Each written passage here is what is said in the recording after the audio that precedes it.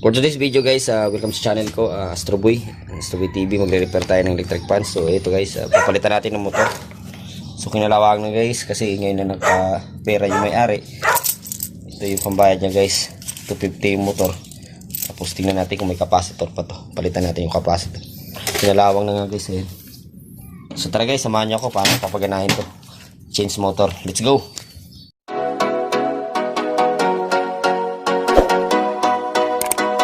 Isyo na natin yung mga ano niya. So ito nilagyan natin ng langis. So sinasira na natin yung ano. Yan, kinondisyon natin para pag kinabit natin yung bagong motor. So ito pala yung motor guys, bibili natin. Nilagay ko na sa bag kasi bibili ako nito. Ayan.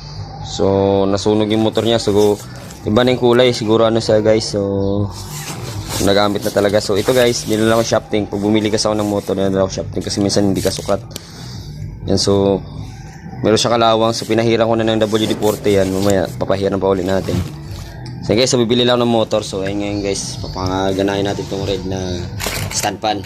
So bayad na guys, ayun yung bayad guys. So tara, let's go, bibili na ako motor.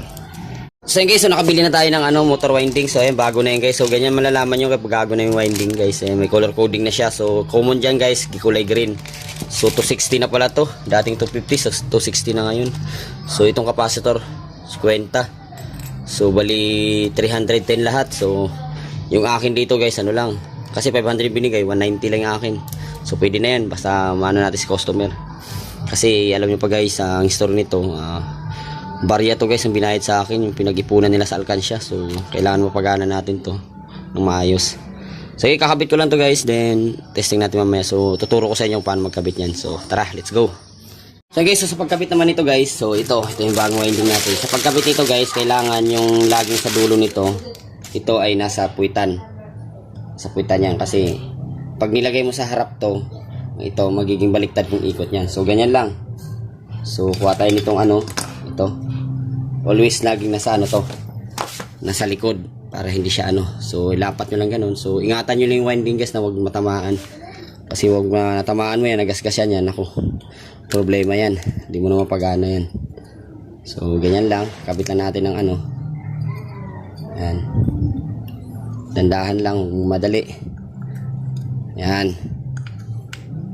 ayan, kabit natin. Yan.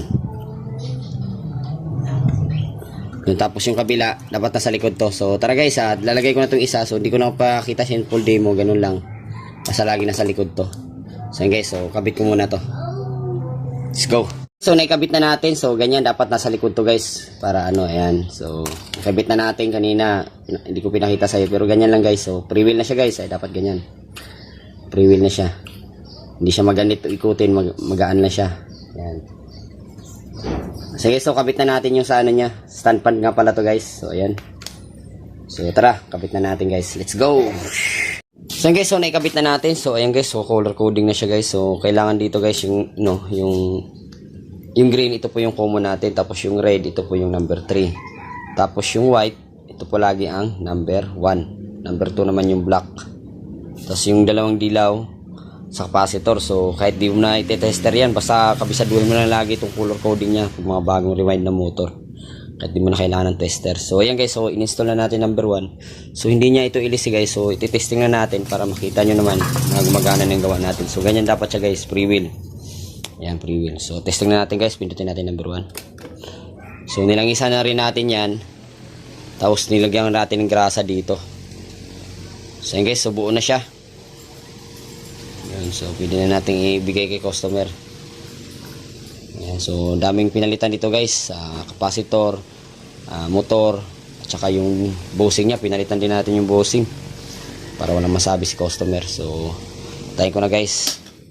So dito ko na lang tatapusin yung vlog ko. Maraming salamat guys. Follow nyo ako, Astroboy TV and Astroboy TV official Facebook page. So dito na lang, ingat kayo. God bless. Let's go.